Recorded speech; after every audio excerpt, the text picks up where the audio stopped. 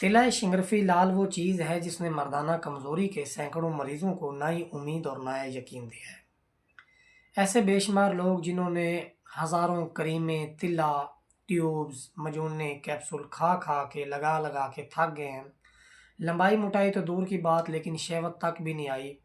तो ऐसे लोगों को मैं आज आगाह करना चाहता हूँ कि मैं आपको एक ऐसी चीज़ बताने लगा हूँ जो आपकी ज़िंदगी में एक नई उम्मीद और नया यकीन पैदा कर देगी। वो है तिलाए लाल शिंगरफी। अगर हम इसके इंग्रेडिएंट्स की बात करें तो इसमें पहले नंबर पे शिंगरफे रूमी शामिल है। दूसरे नंबर पे इसमें शीर मदार शामिल है। तीसरे नंबर पे इसमें इल्मास शामिल है और चौथे नंबर पे बेर बूटी शामिल है। ये सिर्फ 4 चीज़ों का मुरक्कब है और ये 4 चीज़ें, अगर मैं इनके फ़ायदों की बात करूँ तो वीडियो बहुत ज़्यादा लंबी हो जाएगी। यहाँ मकसद जो है वो तिला की ख़्वाइश बयान करना है। तिला की ख़्वास जो है वो